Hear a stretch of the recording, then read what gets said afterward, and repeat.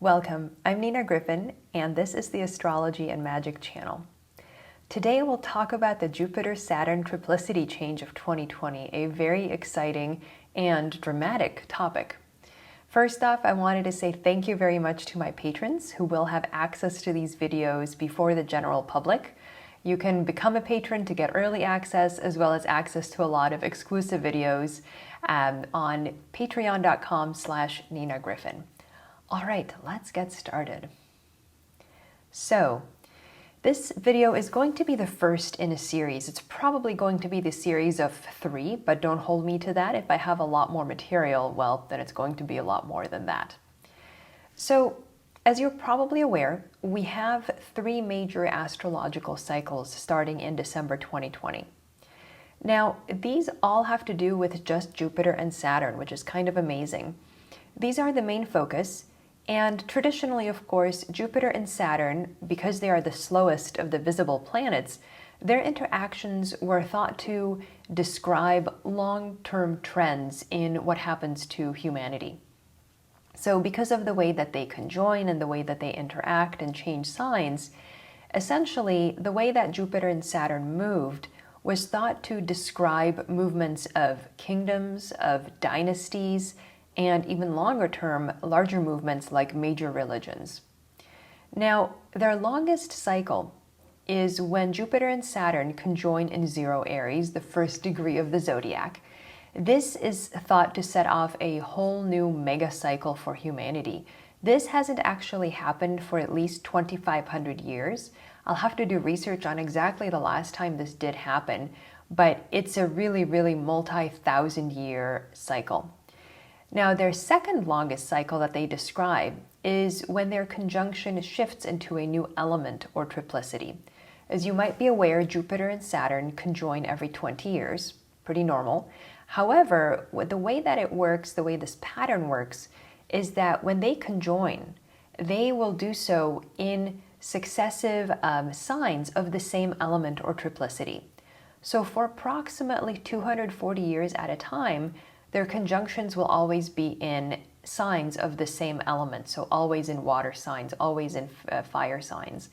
And after the 240 years pass, then they will shift to a new triplicity. And that is the change where we currently are. Very exciting to be living through it. Not everybody gets to because it's so rare and the cycle is so long. So this is going to be the focus of our video today. Now, obviously, there are other things going on that relate to this cycle that describe shorter subcycles or shorter periods within that. So, of course, Saturn will change signs from Capricorn to Aquarius. He'll enter Aquarius for good. His entire journey through a sign is about 2.5 years. It already began briefly in spring of 2020, and in December, Saturn is going to move into Aquarius for good. Now, Jupiter also will enter a new sign, also Aquarius, and there he just stays for 1 year. So in other words, we'll start with the longest cycle that we are experiencing, the biggest change in many ways, and then in subsequent videos, we'll work our way to these slightly shorter, smaller cycles of Saturn and Jupiter changing signs. All right, so the Jupiter-Saturn conjunction, as I already explained, is also known as the Great or Grand Conjunction because it's between the slowest or greatest planets, as they used to be called. It does occur every 20 years, and again, it is considered the second most mighty astrological event when it changes signs by the medieval astrologers. So again, every 240 years, plus or minus, the conjunctions will shift to a new element. What's going on now is that we are just coming out of an Earth phase. In other words, Jupiter and Saturn were conjoining in Earth for the last 240 years. That started in the late 1700s. The United States was actually formed just before the shift occurred. So you can see, as I'll talk about in a minute, often just before or around the time of one of these shifts, you see a lot of new things happening in the world because a lot of people might have a feeling or an intuition that there is a new world ahead of them and they sort of want to be there to meet it, if you will. Now, as you can imagine, for cycles of this magnitude, any shifts in triplicity require major readjustments personally, politically, socially, technologically, it's always a big change for humanity. Now, the exact conjunction occurs December 21st, 2020, but we've already been feeling it because Jupiter and Saturn were so close in Capricorn, and they'll continue to be in the same sign for most of 2021.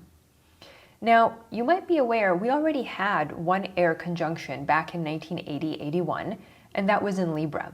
And this often happens at the edges of a certain era. You'll have like one conjunction in the future triplicity, and then it'll go back. The next conjunction will go back to, in our case, the Earth sign, which was Taurus in 2000. And then in 2020, we move into the new element for good. So we are now definitively, and I would say irrevocably, in the world of air. And it's interesting because a lot of people have told me, people born around 1980 who have that Jupiter-Saturn Libra conjunction natally, a lot of them are, in a way, they were sort of ahead of their time, right? So like their time is now. And I think it's going to be a really interesting thing to watch societally, that generation really coming into their own after 2020, which makes sense. They're going to be around 40, right? So they're certainly going to be in a place where they can start having their voices heard and just getting taken more seriously as members of society. Now, the last time we were in an air great conjunction cycle was a really long time ago. It was the Middle Ages. It was approximately 1186 through 1405. So obviously, it's been quite a while since we've been here. The world has changed a great deal. And so today I'll talk a little bit about the kinds of trends we saw in that historic period and what that says about the kinds of trends we might see for the next 240 years. Now, before I get into that, I just wanted to give you a little bit of a step back to talk about these times of change. So shifts in triplicity, as I mentioned, are always marked by rapid and quite dramatic change. And you can see a lot of seeds that are planted at the beginning or just before a shift in the elemental great conjunction cycle change. It's just that most don't take root. I think what happens is that lots of people have an intuition or an urge around the cycle change time. So we actually saw this in the late 70s, around 1980, and then obviously we're seeing it even more urgently in 2020, where lots of people are sort of competing to have their ideas heard and to have their policies implemented of all different kinds, right? It happens culturally, politically, economically, just in all different ways. And so what often happens around these periods, there's a lot of social tumult and conflict around whose ideas are going to be seeded for this new cycle. So I have a great recent example that really solidified this idea for me. As you may be aware, Chile in the 1970s and 80s was under a dictatorship led by Pinochet. And in 1980, he and his government developed what I would consider a dictatorial constitution. They rewrote the Constitution of Chile, and part of this constitution was that it was very difficult for there to be democratic change. There had to be, for example, like a supermajority in Congress to make any major changes, and then a lot of laws, in addition, had to be reviewed by, I believe, an unelected group of government officials, right? So it was very hard to make the changes. In other words, whatever he said went, and if people wanted to change it democratically, it was almost impossible. Now, this constitution has been in place ever since, literally for the last 40 years. So what you can see what was going on with Pinochet's government, right? It's around 1980, and like a lot of people at the time, he sensed the world is changing, right? I think he knew it. And so what he was trying to do with his government is, okay, we want to put our imprint on that new century, right? This is a great example where okay, I want to plant my flag in the new era so that hopefully, to mix metaphors, the seeds that I plant in the garden will sprout in the period of air in this new world. But like I said, that doesn't always happen. And in fact, I would say most of the time that doesn't happen, right? It can be very hard for us, those of us who were born in and grew up in the era of Earth, which is pretty much everybody today, for us to really even imagine what the next era will require. So often people are proposing Earth solutions to air problems, if you will. So anyway, so back to Chile. So with 2020 comes a lot of revisiting of these ideas that came in around 1980. So what happened is the Chileans got themselves a popular vote literally just last week in October 2020 to get rid of this constitution and also change the structure of their current Congress or parliament.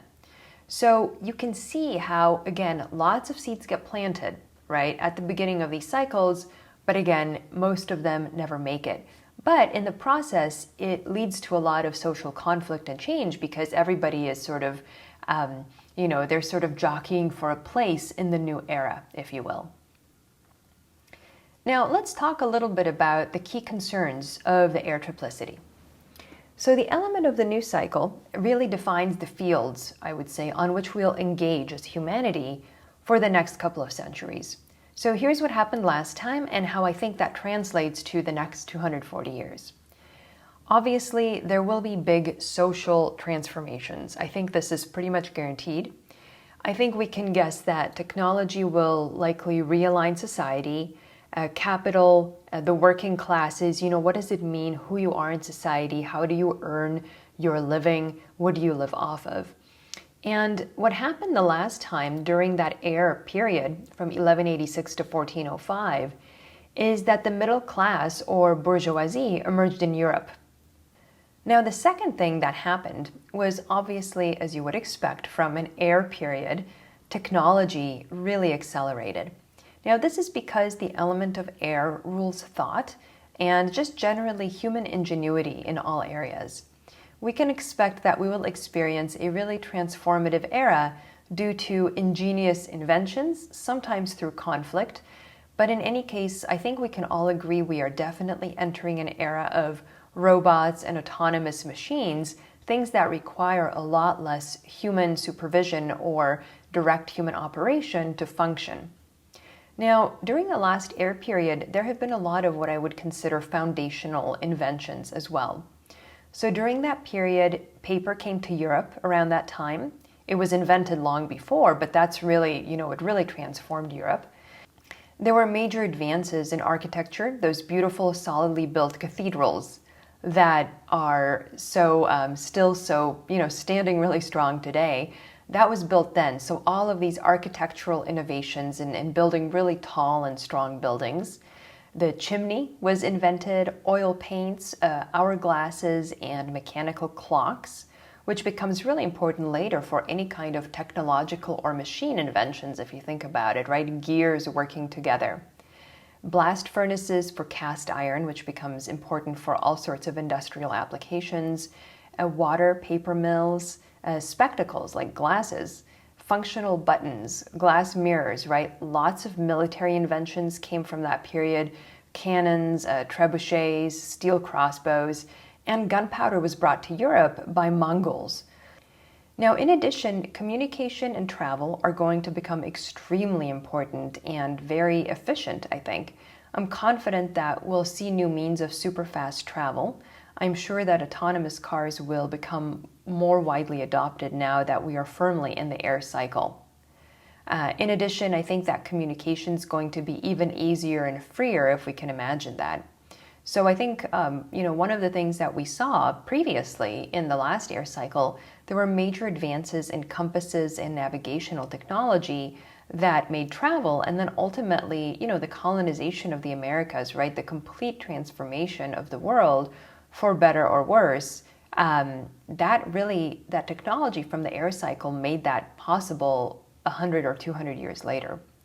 So what I think will happen is that for us, we could definitely see new means of travel on the globe, but also travel to outer space.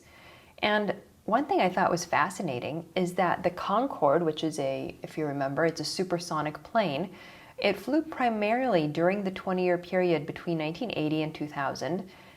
So basically during that first air conjunction period, but then it was retired soon after 2000, which was the Taurus conjunction.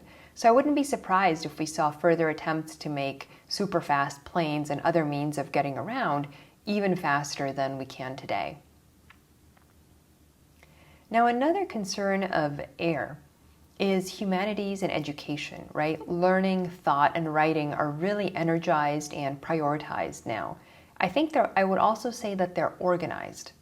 So what happened last time is during that period of 1186 to 1405, the first medieval European universities, many of which are still existing and functioning, were founded. So the idea that you could have this place where scholars went, that was not necessarily, it wasn't a monastery, right? So learning sort of left the church and went into these centers of learning. It became really important. So I think we'll see a similar reorganization of learning and education in the next few hundred years. Now, writing and a lot of important philosophies and works also emerge from the air periods. If you think about it, a lot of the earliest writing we have in Europe comes from this period. The Earth period contributed some, but almost very little in comparison. So just to give you some examples, so in Europe, this really gave rise to the emergence of so-called chivalric literature. So, all the writings about like the Holy Grail and the legends surrounding the Holy Grail, the courtly literature of that time, the writings of Thomas Aquinas, the Divine Comedy by Dante, the Decameron of Giovanni Boccaccio, and Canterbury Tales by Geoffrey Chaucer were all written during the last air period. Again, they're all works you really wouldn't have seen a few hundred years prior. So there is something about these air periods that seems really stimulating for writers and thinkers. Now, the other thing with air, and I've been mentioning this since about late 2019, and it's very dramatically manifested itself this year, is that air traditionally was also linked to disease. Now, that might not seem intuitive, but it used to be thought that changes in weather, which were thought of as changes in air, brought about disease, and especially epidemic or mass disease. So obviously we don't think about disease that way, but it still seems to have a correlation. What seems to happen is whenever we have the air triplicity in full force, we get novel diseases, but then also we get new technologies to combat these diseases. They're really two sides of the same air coin. Now, the last time this happened was the plague was introduced to Europe, and this was the biggest outbreak was in 1347 through 1349, so about 2-3 years. And outbreaks kept occurring really for the next 300 years. I mean, as late as the 1600s in Europe. So obviously they didn't really have a lot of technologies for getting rid of the plague, but there is some link, especially when it comes to diseases that are spread by the breath and by speech and by being around other people, all of which are air activities. Those kinds of diseases really seem to flourish, unfortunately, during these times. So in the years leading up to our last air conjunction in 1980, HIV and AIDS, of course, took off massively around the globe. And then Ebola was first found in 1976 and again took off in the subsequent years. But we've also had a lot of other novel diseases that just never became pandemics, right? West Nile virus, Zika, SARS, MERS, H1N1 swine flu. So now we're almost in the air cycle and we get our first pandemic of the last 40 years, the novel coronavirus, right? So, but the nice thing is, we have technologies, we have a lot more knowledge than we did during the Middle Ages. And so there is a sense here that we can use this terrible tragedy to improve things for everyone going forward, right? So there's always a bright side to the difficulties that the air triplicity change brings. We have to look at it proactively. The other thing that becomes important with the air triplicity change is that weather becomes very important because weather is associated with the air element. Obviously, we're thinking about climate change, right? So I think, yes, this is going to be the period that climate change becomes very real and very serious. And again, on the flip side, though, I think that we will have some wonderful inventions that will allow us to cope with it or even reverse it in some ways. So again, a lot of the challenges brought about by this change of triplicity will force us to be more ingenious and to think in creative new ways. Now, whenever we move into a new cycle, it also means that we're leaving behind the values or things that are associated with the previous element, right? So if we move into the cycle of air, we're leaving behind the cycle of Earth. So what is Earth? Well, we're basically putting a lot of things on the back burner. So things that come from the Earth will become less important or less of a concern. So precious metals, natural gas, oil, right? Everything that comes from the soil seems to decrease in importance in the air period, right? Our attention is now on everything above the ground, essentially. What that means is that I think that territory and land in certain ways will decrease in importance. So it could mean, it's a little difficult to say, but in the next couple centuries, we could see people starting to identify a lot less with a specific nationality, which is really an idea that actually arose at the beginning of the last Earth cycle. Before the 19th century, you wouldn't really get this idea of a nation that encompasses everyone within its borders, and therefore you are a person of that nation, right? There were lots of little kingdoms in the world and regions, and that was your identity. So if you came from the city of Rome in Italy, you weren't considering yourself Italian. You would say, well, I'm Roman, or you would say, I'm Tuscan, or I'm Florentine, right? So it had much more to do with your specific location, and much less than like these grand ideas of the nation state, which is a fairly novel idea that came out in the Earth era. And it makes sense, right? In the Earth era, everybody becomes really obsessed with dividing the Earth. This is mine, this is yours. Because I live on this part of the Earth, I am like this, and you are like that, right? Whereas, the air doesn't have any boundaries. One of the qualities of the air is that you can't hem it in like that, right? There really isn't a way to do it. And I think that's one of the things that you're seeing in certain countries today that try to hem in their people, right? They don't understand that in the next decades and centuries, that idea is going to become obsolete.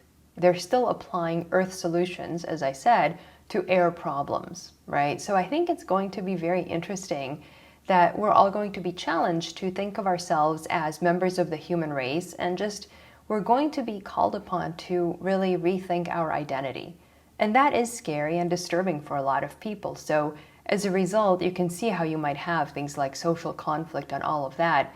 But I think in general, if we keep that larger goal in mind, that we are really trying to become citizens of Earth rather than citizens of a particular country, I think in general, that is the way forward. That seems to be what the triplicity of air is asking of us. All right, so more on this later. We'll talk more about what happens when Saturn enters Aquarius and then when Jupiter enters Aquarius as well. So this was the first video in the series. Be sure to catch the rest. If you'd like to become a patron and get early access to all of this, feel free to visit and become a patron. And in the meantime, thank you very much. Talk to you soon.